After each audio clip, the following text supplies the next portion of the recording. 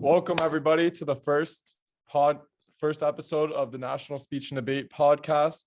I'm your host, Blake Meyer, with my co-host, Marc.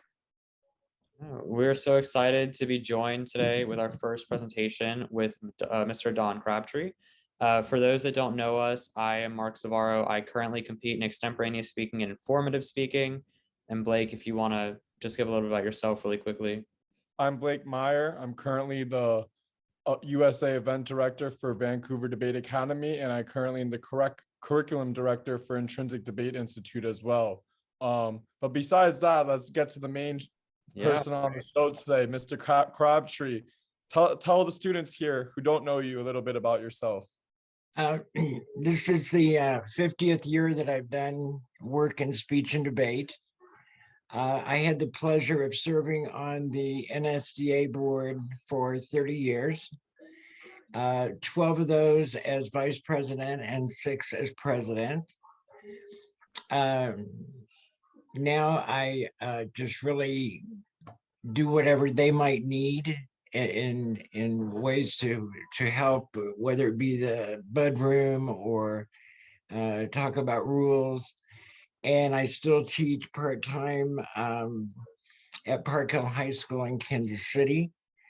Although it is very limited right now. I had some surgery in February, so I took this semester off to just, hopefully gain a lot of strength back and be ready to go in the fall. So if I could cut you off right there, you just mentioned something that's really imperative. So 50 years you've been involved in speech and debate, and our viewers really want to know what has changed in your eyes in these past 50 years, and what can we do a better job of as a community since, Well, I think one thing that's changed, and it should always be changing, let me add that, is that we've either added events, we have changed some events. I've always been a firm believer that whatever let's take public forum in 2002 and 2003, or duo in 96, 90, any of those, what I call relatively new things.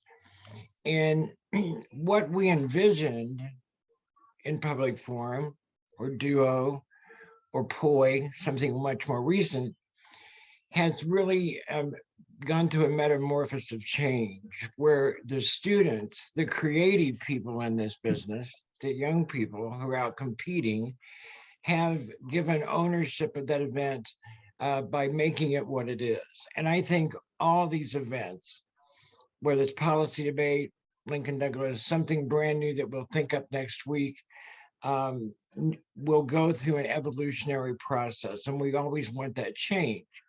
So I've seen that happen a lot. We've also seen the addition of a number of events. 50 years ago, spoken word was an unheard of concept, and today is so relevant and important in our society for young people. It just massively, and I think it's good that it's always changing. So I think what we have to be careful of, though, in this 50 years of change, is that it's never too fast and it's never for the wrong reasons. I think the right reasons are to give more kids opportunities to compete, to be a part of this or other organizations that are similar. That's the reason that we're So I have a question for you. So 50 years ago, or let's just say even 25 years ago, what were the prices of tournaments back then? Like, can you give me some analysis? Sure. Back then, like compared to now, like why is there such a rise in prices? Like if we're trying to give opportunities to students. Great question. I want to understand how can they afford to go to these great national tournaments if the prices are just rising and rising? And if you don't super quickly, I mean, you mentioned that you also coach part-time. So if you want to just give, obviously not in specific, but if you've seen any experiences of that nature at your own school, as far as affordability becoming an issue or equity in that sense, just any experience you've had with it directly as well. Yeah, I think no matter what year it is, I think our first nationals with kids wasn't until 1980. So there were a lot of years that I was involved in this that we didn't go. Of course, you are both way too young to remember that only first place went from the district tournament. Some states allowed the state champion to go as well. So it was incredibly hard to qualify for the national tournament. Like all things from 25 years ago, look what a price of how much milk was 25 years ago versus today, even added in this giant inflation rate that we're having right now. I do think we have to be very careful that we never price a kid or a school out of the opportunity to compete.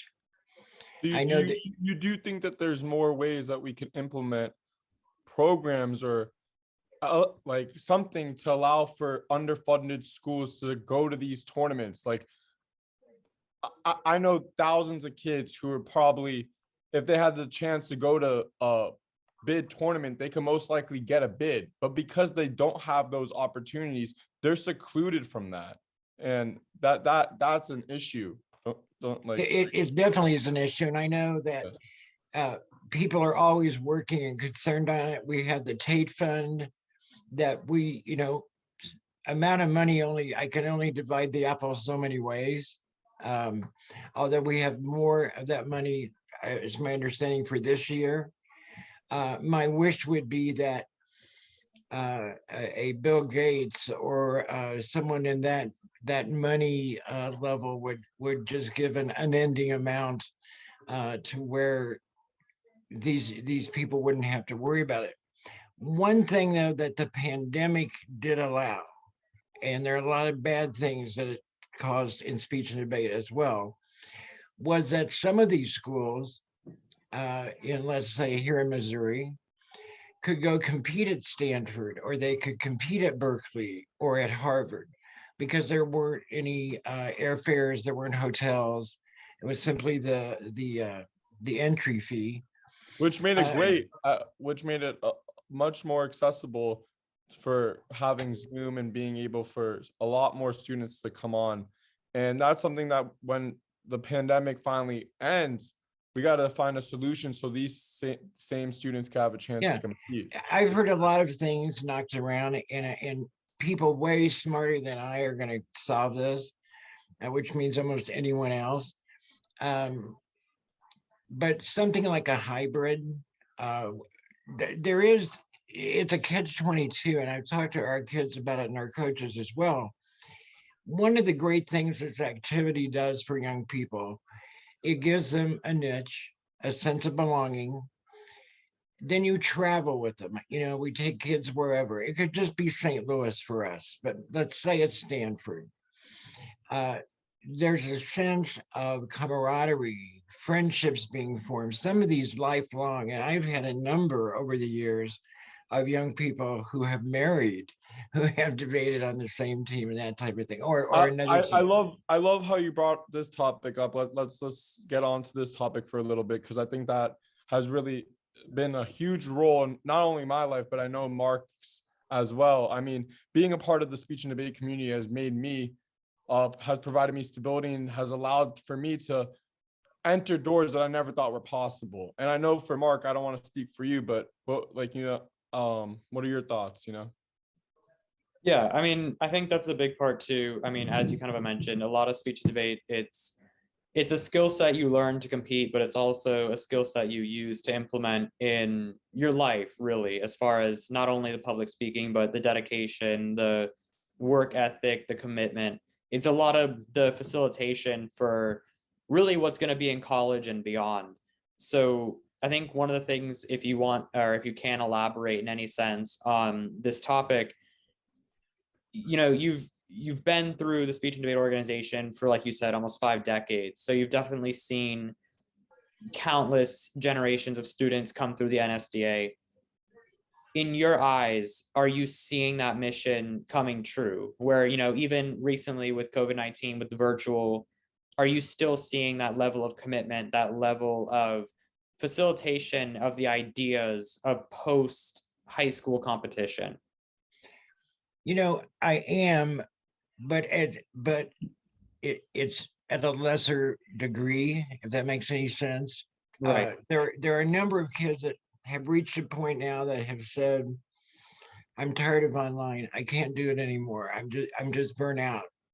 And so they may, I hope they'll be fine, but they may go to a different activity, or they may, go do something else. So I think all those lifetime skills are still there up for the grabs for those young people to get. And a lot of them still are out there working to get them. But until we get back to a little more normalcy, which I do think having the NSDA Nationals and NCFL in person will help generate that feeling, that we're inching our way closer, even though we have to follow certain health guidelines and those things. But schools did take a hit with it.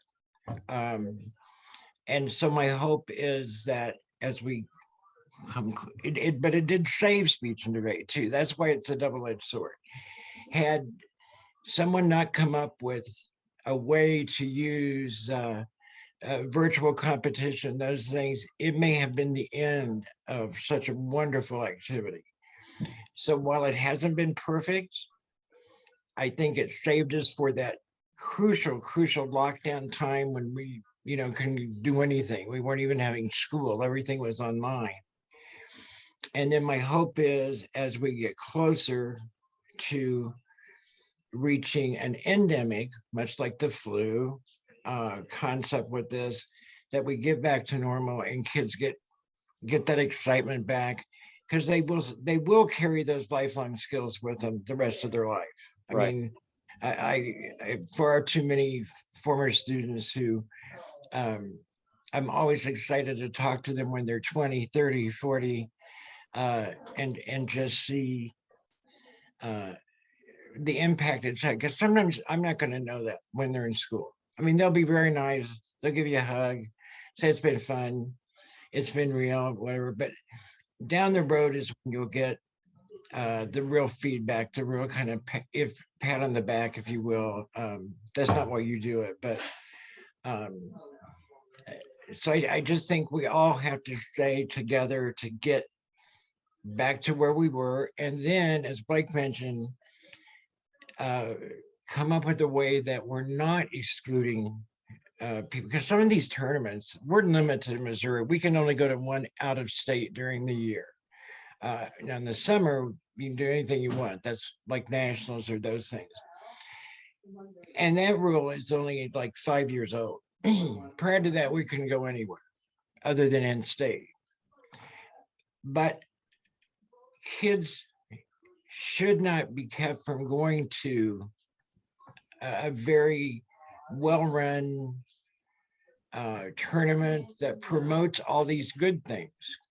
So do you think that we should implement like a sliding scale for, like, for instance, like a financial assistance program for someone trying to apply for a tournament to attend? Like that way, like that we could start helping people who are living in Section 8 housings or are living in extreme poverty, but do want to actively participate in speech and debate. Like, should we? Yeah, sure.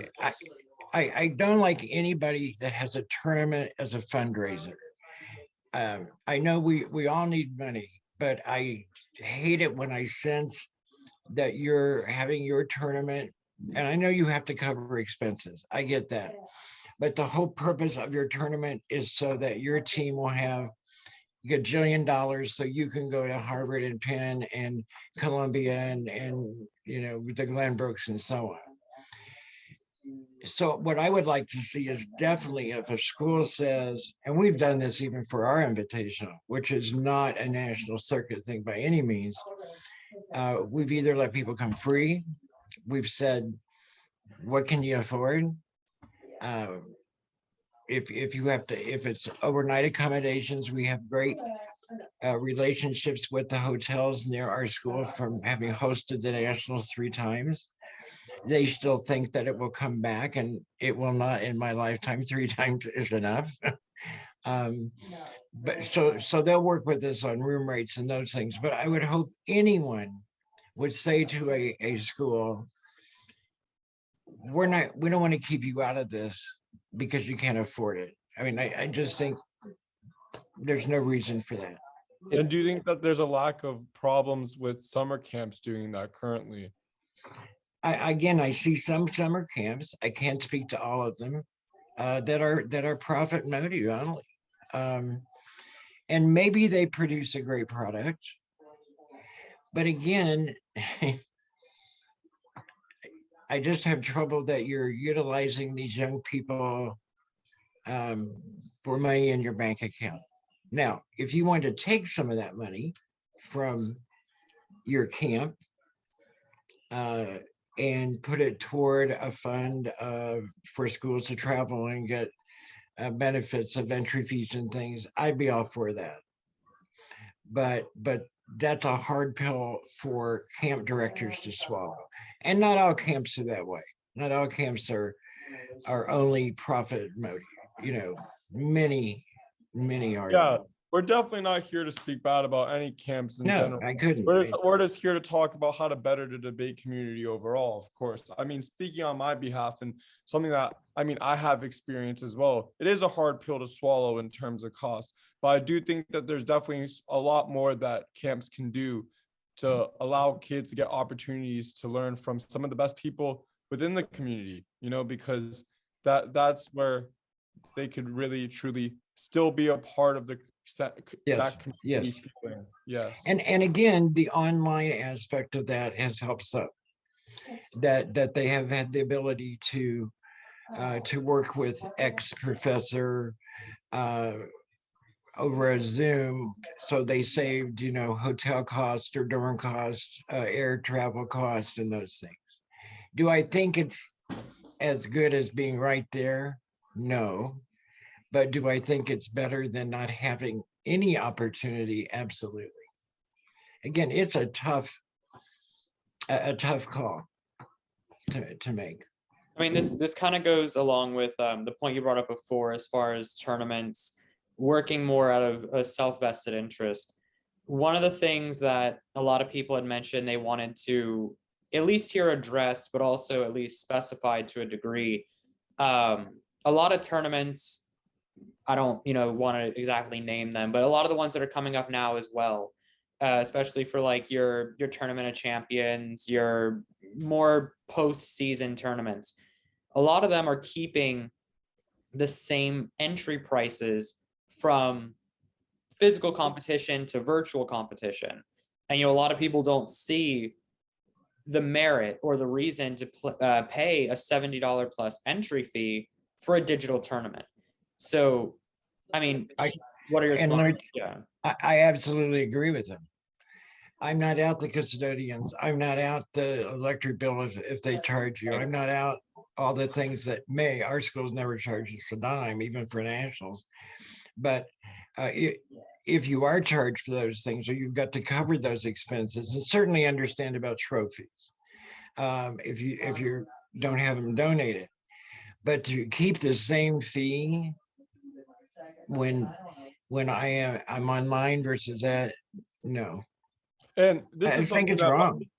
I'm glad you brought up trophies, because this is something that Mark and I have thought of a great idea to reduce cost on tournaments, is creating NFT trophies, being able to have a digital trophy that you could always keep and have as a safeguard. That way, instead of trophies break, get lost, stolen, etc., instead of tournaments spending so much money on trophies, there could be a reduction in cost of having like a virtual NFT trophy or something along those lines. That way costs could go down, because a trophy comes and goes, but that ability to be in the room and get better, even if you're winning or losing, I think is imperative and crucial. I have so many parents that I'll see after their children have graduated, maybe even college, that say, we just cleaned out Joe's room of all those trophies. Do you want them back? What do we do with them? Did we just pitch them? Did we throw them away? The night you win it, is a fantastic, thrilling experience. I can tell you, I have a kid that won the nationals in DI a few years ago. He doesn't have a clue where that trophy is. I'm just going to tell you. Now that night, was that the most proudest possession that he owned? Yes. But 25 years later, he has no idea where it is. So I think the hardest thing to overcome, and I like your idea, is getting the young people to accept that. Because I will tell you, right or wrong, they love that metal. They love to hold that wood or whatever it is, even if it's for a short period of time. So once we get that mindset to where something digital, or what they're remembering are the memories, the great camaraderie, uh, things they've learned to organize, to speak well, and all those things. That's the real trophy. But they're a freshman, even a junior, whatever. They're not going to grasp that yet. So we have to find a way to convince them that not everything has to be silver, pretty, shiny, and big. You know, so Most definitely, most definitely. because they truly just break. Yeah. I mean, Yeah. I mean, that's all. It's like, what we said. I mean, it's literally something that looks nice on a mantle for until you graduate, then you go to college and you forget about it. So, I mean, you're not going to see us walking to college with our fourth at insert tournament name trophies. So, exactly. I And mean, if you did, most people wouldn't care. oh yeah, it's exactly. Yeah. I mean, you did it in high school. And Congratulations. that's the biggest thing that I want to stress throughout this podcast. Like, no matter if you're a national champion or you go 0-6 at every tournament, you even being a part of speech and debate is amazing. And having that voice is what truly defines America, and having that freedom of speech. And I think that is imperative for all students to understand, for sure. And Yeah. like I yeah. couldn't agree with you more. And I'm also going to point out something that's very near and dear to me. And that is, a lot of times I'll go do presentations or I'll talk to other coaches in other parts of the country. And I hear things like, nobody gets in my debate class that doesn't have a straight A average. Nobody gets in my debate class that doesn't have this honor or that honor. And I have real trouble with that, because I have had a number of kids that I would call at risk kids, that this program, not me, this program of speech and debate saved them. It gave them a room to go to in the morning. It gave them a home base. It gave them support from the friends they traveled with. Were they ever going to win the nationals or probably go to nationals? No. But they worked hard, and they, got through school, because otherwise I don't think they would have. So I think we can never neglect all young people. And that And definitely goes home for me as well, because ever since I was 14 years old, at a young age, my father was incarcerated, and without speech and debate, and if I didn't find that passion to join it, I wouldn't have probably been here. It gave me the stability on weekends to go and compete and just want to find my voice and not feel like I was left out. So that's what you're saying is very, very true, that people, even the students who are at risk, we can't exclude them. And Marc and I know a ton of coaches that are like that we're not going to name names or anything, but that we should start including every student, no matter, even if they're at risk. Or I think we do a huge disservice by not. I mean, any kid that wants to walk through that door, come on in, And I mean, the other thing too is, high school or even like collegiate level. I mean, now we have middle school, elementary school. I mean, some of the kids around us are like third grade competing, Yes, which I mean yes. is insane. It's a really good way to build community in that sense too, as far as getting to understand the intricacies of how to physically become a part of something larger than academia. So, getting to meet, your teammates, getting to introduce yourself as a part of a whole in that sense at a high school, collegiate, whatever level it is, I think really does provide, like you said, that place for people to go if they need it. A little bit of a segue, but kind of going in that idea of, transitioning in place. One of the biggest things that we'd seen, as far as like recent trends within the NSDA, I'd say starting maybe back in like, I mean, it's been going on for decades, but most notably starting in like 2017, 2018, was this trend of like calling out direct harms that you see in the organization around you, even at risk of being penalized by judges, by coaches, by the organization. In your eyes, you know, considering we discussed speech and debate, finding your voice, finding your platform, do you think it's a fair assessment, you know, to say that these kids have the right but are correct in calling out what they see around them? Or is it more of what a lot of coaches have said, in which a sense it's you can want change, but it's not fair to call it out? That's tough. I can you give me an example? I'm Yeah. sure I'm Yeah. one of these things that was called out or Yeah. So like going back to nationals a couple years ago, Ella Schnacky with her poi debate. yeah, Like, Ella, yeah, I know Ella, yeah. so, you know, that kind of idea of like directly calling out, you know, this bias against female participation when there was a lot of setback, you know, even from coaches, but in the community as well, with people saying, oh, she, you know, she shouldn't have won, she shouldn't have done as well as she had. Her piece wasn't fair. Like, in your sense, you know, is that a fair assessment, or, you know, was she right? And these people that still do it today to call out what she sees around them. I think Marc, I don't like the word fair. I think it's important if that young person truly believes that in their heart. And I know Ella pretty well and her dad pretty well, and I think it was.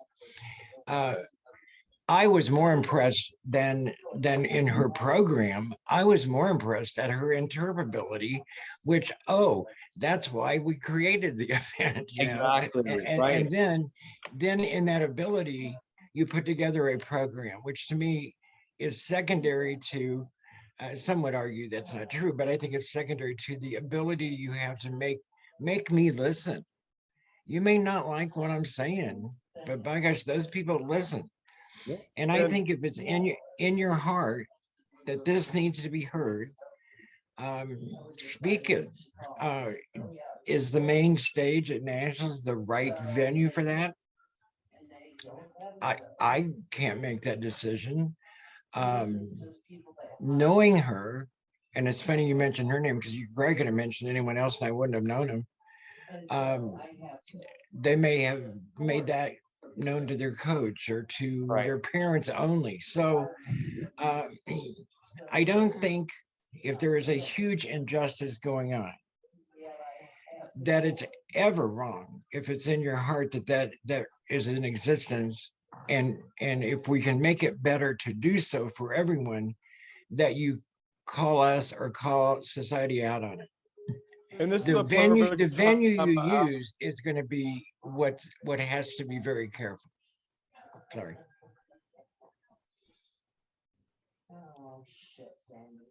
Go ahead, Blake.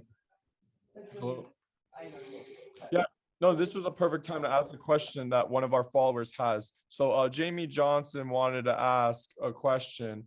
So do you think that there's like you just mentioned, the importance of having this voice and the value of each student having a voice in? Do you think that there's a problem with coaches having a bias and talking bad about other students within the community? Do you think like that's wrong, like creating a toxic I absolutely think it's wrong. I think it's horrific. I think they shouldn't do that about coaches in their community. And I mean, we're all in this together.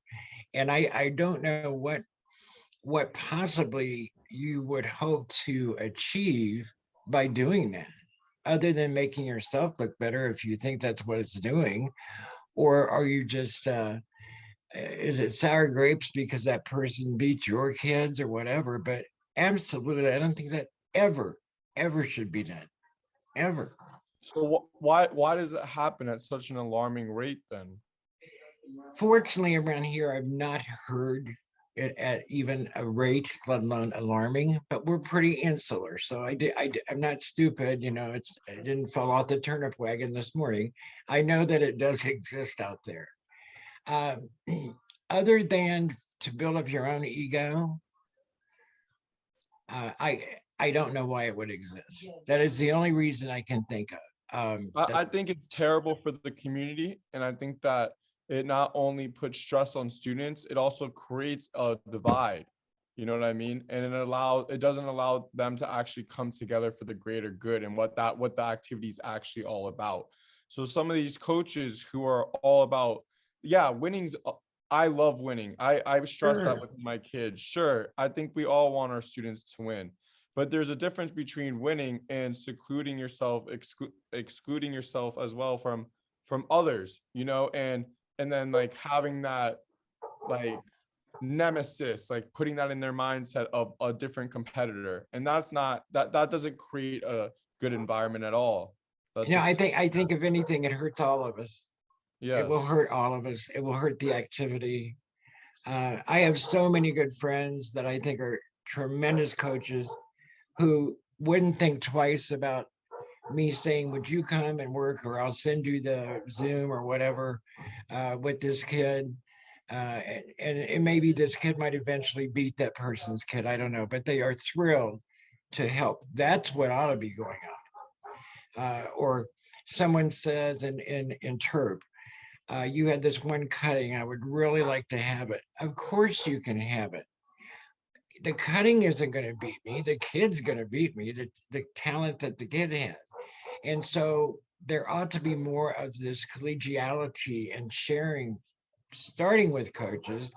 And as it funnels down, kids will sense that and follow through as well. I have And never do you think got. that we should have do you think we need to have more background checks on who these coaches are coaching, like who's coaching our students? I mean, Well, the problem I don't with want that. to talk I don't want to talk about some coaches, but I mean, yeah. The problem with background checks, all they're going to tell me, unless you're some god awful felon, and then good riddance to you, isn't going to tell me much. A background check will not say, dear Mr. Crabtree, we checked on Joe here, and he's really kind of not very pleasant. And he's all he can do is talk about winning at all costs. I mean, I know a little more than I did. So, I don't know what a background check, other than if you had Not done just a something. background check or any sort of, like, so we could stop situations, like for instance, like I don't want to throw out a situation, but you know what I mean, like big name schools from getting diminished because of a coach, you know what I mean? Well, I Of would hope course. other coaches And would throughout your step up to the plate and say, look, you're so out of line. You can't keep doing that. You can't talk like that. You just, if you think anything at all about the activity, don't let that happen. And, you might have to lose a friend over it, or I'd argue they're not that good a friend if they're behaving in that way. But all that does is hurt the whole activity and achieves absolutely nothing. And so kind of piggybacking off of that, I guess you could say in that sense, one of the really good things about the way the NSDA is structured is, we have these district level committees, and, you have teachers, like you said, that are there to kind of oversee, to support, to kind of be thorough in overseeing other teachers' work. In your eyes, kind of following that standard, we have divisions, the NSDA, NCFL. Is that something at least you see to be helpful, having that peer review in that sense from educators when it comes to instructing? Well, I have a different take on this. I can only speak to the NSDA NFL district committees. Right. I have never known them to peer review or be involved in that in any way, shape, or form. Their job is really, they have one main job, and that is to run the district tournament in a fair, way for all young people involved. I have never known a member of a committee to police another member or say that behavior is inappropriate. I mean, that's just not even the duty of the committee. Right.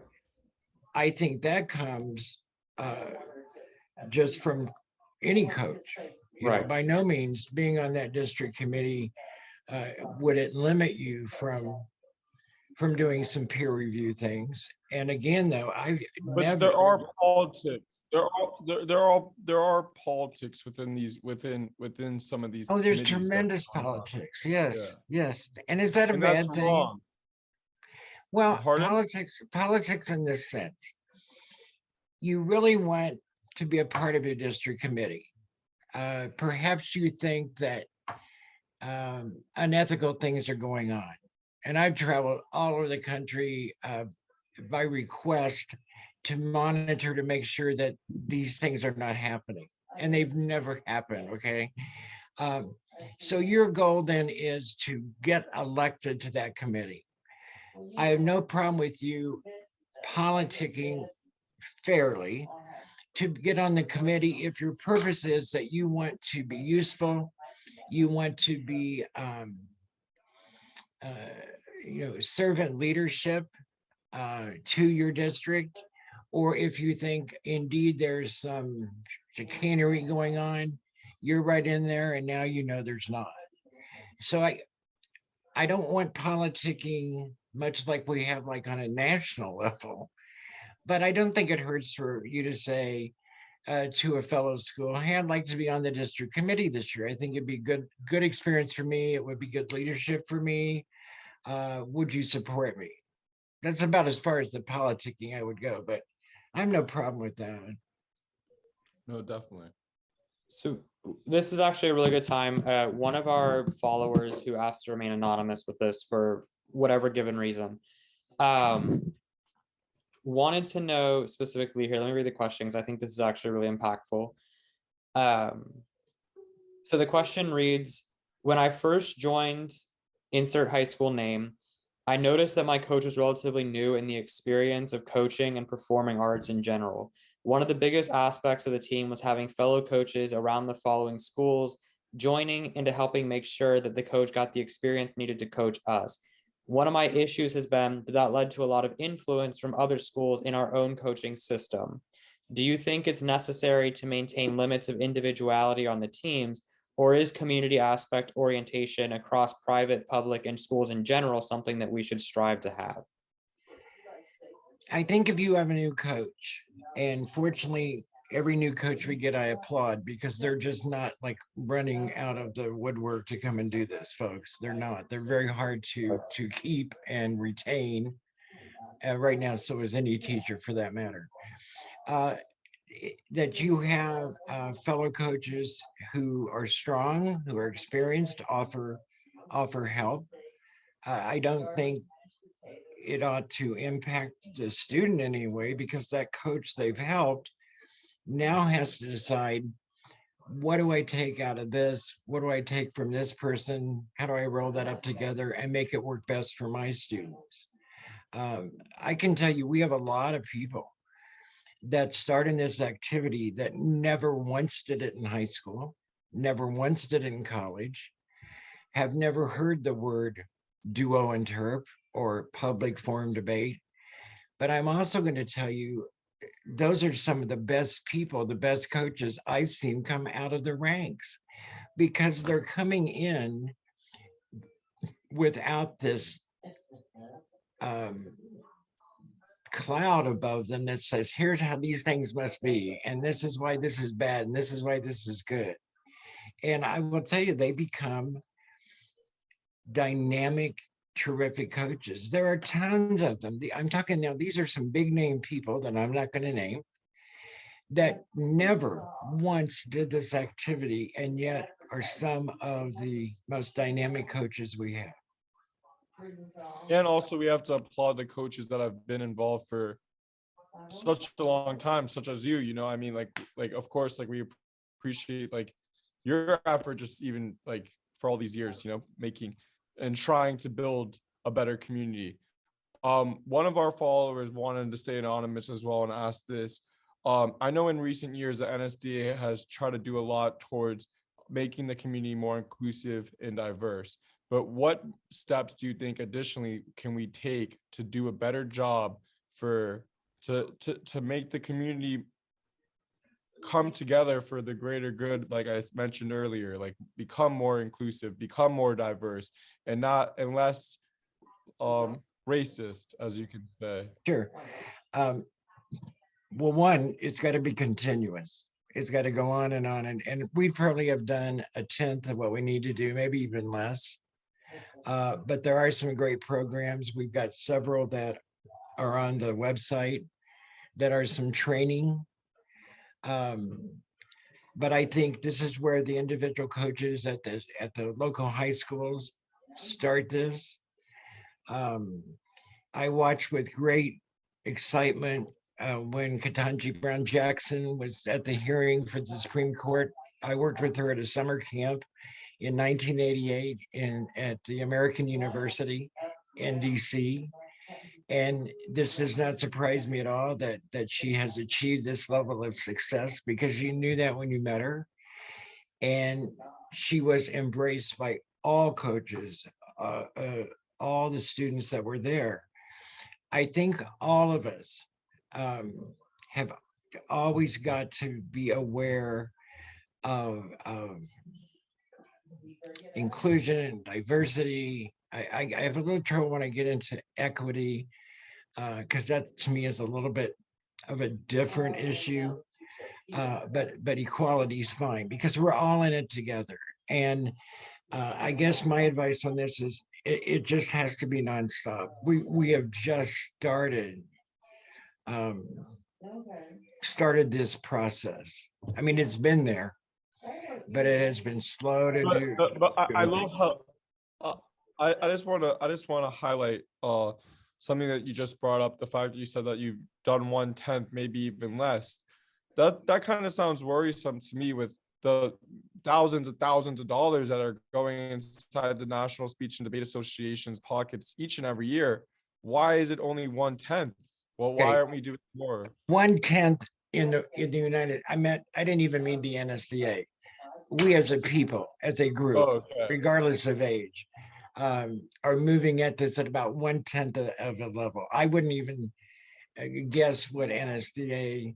I know we've had a number of conferences and programs, and we recently hired a director of those issues. We're very cognizant of it. My less than 10 dealt with us worldwide as a nation or as a country. So I mean, but do you think that there could be more resources, like on the NSDA website, for instance, like mental health resources? Absolutely. Or, you know, I think like when you look on their landing page, you go to resources, it's more about public forum analysis, Congress legislation, DI help. It's going to be very really event specific. Yeah. No, I agree with you. I think there ought to be that. I think that there should be, yeah. And I know that there are top people. I know there are top people such as Jay Rye who are trying to make these changes. You know, Jay Rye is very influential. He's going to be actually our next episode too. He's, you know, there are great coaches who are trying to make these changes. That's why I want this podcast to understand. I agree. And it just takes more and more coaches, great or not, to say, look, this will change. I am not naive enough, and I am way too old to think it's going to happen overnight, because it isn't. But I don't think we can let up one single bit, especially in today's particular environment. So just to kind of piggyback off that, you know, we brought up a topic that I don't want to call taboo by any stance, but isn't widely discussed at like a political, social level. Talking about like mental health as a physical issue that pertains to something like the NSDA.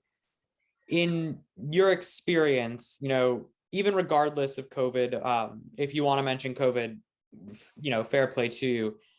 Is that something you've seen with speech and debate as far as trying to balance the issues of mental health? Is it growing? Is it something that's kind of been minimized? What trends are you seeing in that area? I'm not sure that I've seen a trend, but I think anybody involved in whatever activity, whether it be athletics or this, that there is a point, I don't want to say overdue, but there's a point when it obsesses you, it has taken over you. That then can cause issues with mental health. And I think that's when the coach, or it could be the coach, by the way, or the students, or hopefully you have a specialist perhaps on your high school staff, social worker, psychologist that can help with that. Because, and it's not just speech, it could be music, it could be athletics, it could be whatever. When it becomes night, day, every breath, that is not healthy. I don't care what the activity is, that is not healthy for anybody to be that obsessed. So I know it's out there. To what extent it is, I don't know, but I do know it's something we keep an eye on. You guys may have been these competitors, I don't know, but you get what I call a hardcore competitor. They Right. want to go every weekend. They're giving it their best. Love those trophies, whether they are, just there for a little while or not. And I think sometimes you got to be really careful and keep an eye. These are young people, and help them with some of their choices. The world won't end because you take a weekend off, So just Yep. kind of, to put us in this direction as far as, where we look to the future, whether it be this season with, upcoming national end of the year tournaments, or even next season, or 15 years down the line. In kind of closing, what is your advice to not only someone that, is one of those, well, I kind of agree with you in that sense, like more of like a diehard, more strict debate member, or even someone just joining the event? What is your genuine advice for moving forward, what you want to see in the future, what they need to try to implement? What are your thoughts on where to go? my first one, and this would be no matter what, is always, respect and admire the young people you're working with, the administration that's supporting you, because without that, you're not going to do anything. Build relationships with fellow coaches, build relationships with parents, parent groups. They can be your best help. And then overall, don't let it consume you.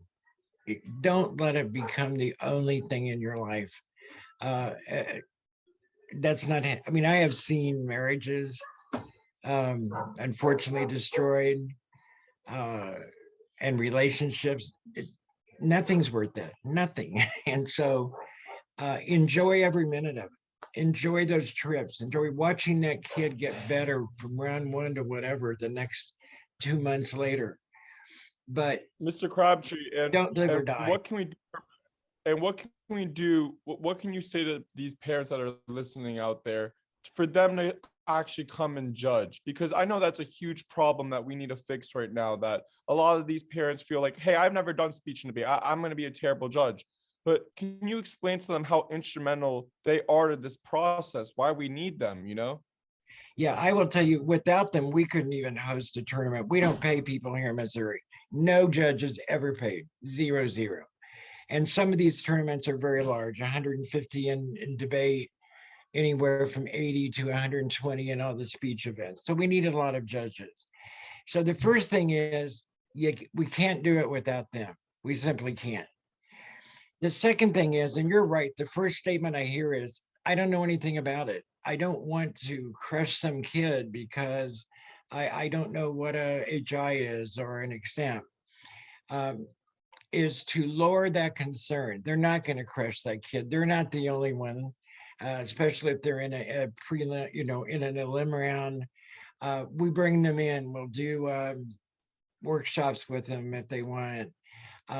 We are respectful of their time, so I don't want to say you've got to do this, but you can't. We couldn't run ours without parents. My goal is to reinvent speech and debate. I feel as if right now there's that lack of, I feel as if we need more, like you said, the community is so important, and having that voice is so important, and being able to articulate ideas to just anyone, whether it could be a person who is like, just someone on the street that you meet, or someone in a CEO at Deloitte, for instance. You know what I mean? I think that it's important that any sort of judge, rather, like, it's imperative, to have that type of judge and to be able to speak to whoever and whomever to get that voice across. And all of these parents or other people judging have made, big decisions in their lives. Are they going to get married, or did they want this job, or did they buy a house? I mean, these are huge decisions.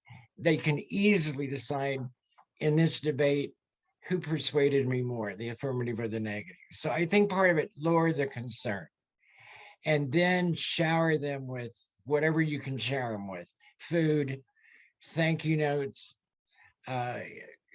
anything, because not only can they make your tournament operate, but they can be one of your most vocal supporters in the district to support your program. Without our judges at Vancouver Debate Academy, I know that we couldn't run. So I just have to shout out my team, of course, because I know how imperative it is, for sure. So just Marc? kind of, yeah, I mean, just to kind of, as far as, wrap it up, kind of, I don't want to say summarize, but move us towards, truly understanding, not only what was talked about, but kind of what someone, like yourself that has so much experience in this organization. I think what's important, and correct me, obviously, if you see my analysis to be at least incorrect, it seems like we're all in a consensus that speech and debate's important not only for, personal growth, but at the same time, it's important to maintain a focus on yourself as well. So for everyone that's out there listening, speech and debate, it's a great activity. All three of us on this meeting have all quite literally been through literally every channel you can probably imagine at some point in our lives in the speech and debate community.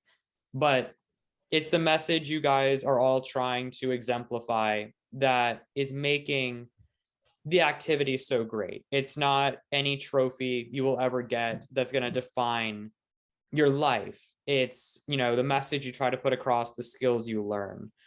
And the people that you're going to meet. And exactly.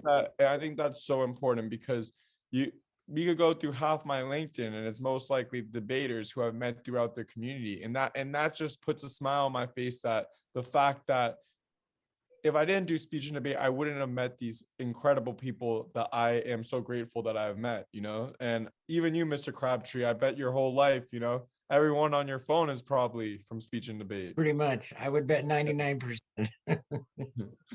So one final thing to wrap up here, because I know we've taken now a large portion of your time away.